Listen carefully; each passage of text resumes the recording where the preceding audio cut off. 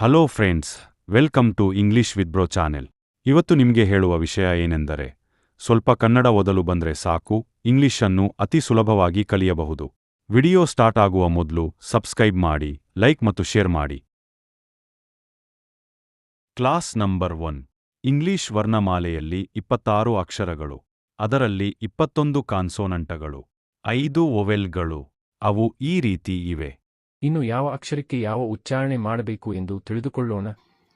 A, B, C, D, E, F, G, H, I, J, K, L, M, N, O, P, Q, R, S, T, U, V, W, X, Y, Z.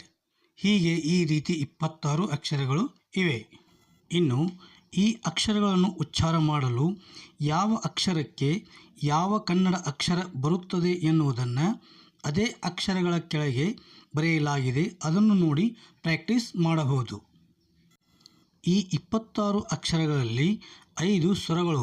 ಅವು ಯಾವೆಂದರೆ A, E, I, O, you.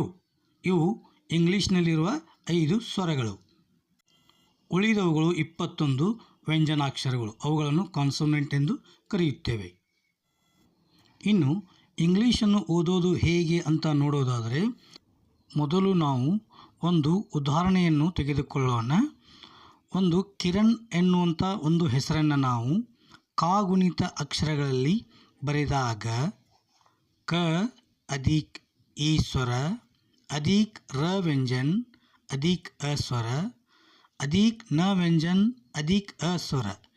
ಹೀಗೆ ಬರೆದುಕೊಂಡು ನಂತರ ಅದರ ಕೆಳಗಡೆ English ಅಕ್ಷರಗಳನ್ನು ಹೊಂದಿಸುತ್ತಾ ಬರಬೇಕು. ಅಂದರೆ ಕ ಇದಕ್ಕೆ ಕೆ ಪ್ಲಸ್ ಇ ಇದಕ್ಕೆ ಐ ಪ್ಲಸ್ ಆರ್ ಇದಕ್ಕೆ ಪ್ಲಸ್ ಎ ಪ್ಲಸ್ ನ ಇದಕ್ಕೆ ಎನ್ ಪ್ಲಸ್ ಅ ಇದಕ್ಕೆ ಎ. ಈ ರೀತಿಯಾಗಿ ಇವುಗಳನ್ನು ಹೊಂದಿಸುತ್ತಾ ಬರಬೇಕು. ಆವಾಗ ಕಿರಣ್ ಎಂದು ನಮಗೆ ಬರೆಯಲು ಬರುತ್ತದೆ. ಇನ್ನೊಂದು ಉದಾಹರಣೆಯನ್ನು ತೆಗೆದುಕೊಳ್ಳೋಣ. ಇಲ್ಲಿ ನಾರಾಯಣ್ ಎಂದು ಬರೆದುಕೊಳ್ಳೋಣ. ಅದನ್ನು ಮೊದಲಿನ ರೀತಿ, ಈಗ ಹಿಂದೆ ಹೇಳಿದ ರೀತಿ ನಾವು ಅವುಗಳನ್ನು ಕಾಗುಣಿತ ಅಕ್ಷರಗಳಲ್ಲಿ ಬರೆದುಕೊಳ್ಳಬೇಕು.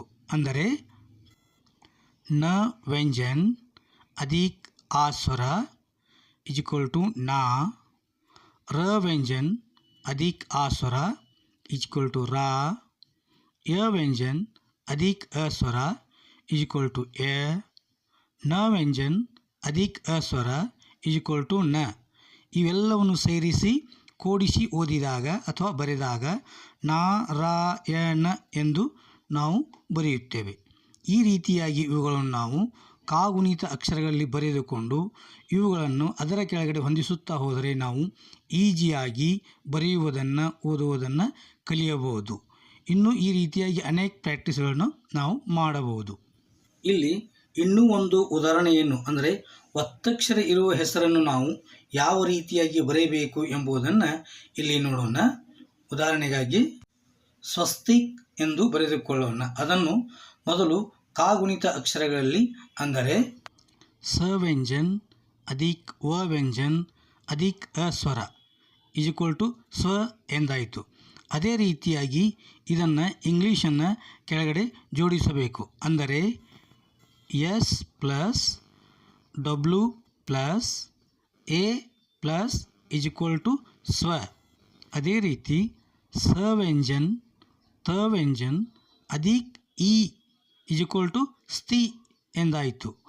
ಅದನ್ನು ಅದರ ಕೆಳಗಡೆ ಇಂಗ್ಲೀಷನ್ನು ಮತ್ತೆ ಅದೇ ರೀತಿಯಾಗಿ ಜೋಡಿಸಬೇಕು. ಅಂದರೆ S plus T plus I is equal to ಸ್ತಿ ಎಂದಾಯಿತು. ನಂತರ ಕ ವ್ಯಂಜನ್ ಇದನ್ನು ಕ ಎಂದಾಯಿತು. ಅದೇ ರೀತಿ ಇಂಗ್ಲೀಷ್ ಇಲ್ಲಿ ಕೆ ವ್ಯಂಜನ ಇರುವುದರಿಂದ ಇದಕ್ಕೆ ಸ್ವರ ಕೂಡಿಸುವ ಅವಶ್ಯ ಇಲ್ಲ. ಆದ್ದರಿಂದ ಕೆ ಅಕ್ಷರವನ್ನು ಕೆ ಅಷ್ಟೇ ಇಟ್ಟರೆ ಸಾಕು, ಕ ಎಂದು ಅರ್ಥವಾಗುತ್ತದೆ. ಇನ್ನು ಪ್ರಾಕ್ಟೀಸ್ಗಾಗಿ 2 ಹೆಸರುಗಳನ್ನು ಕೊಟ್ಟಿರುತ್ತೇನೆ. ಅವುಗಳನ್ನು ಮನೆಯಲ್ಲಿ ಪ್ರಯತ್ನಿಸಬಹುದು ಮತ್ತು ಕಮೆಂಟ್ ಮೂಲಕ ತಿಳಿಸಬಹುದು.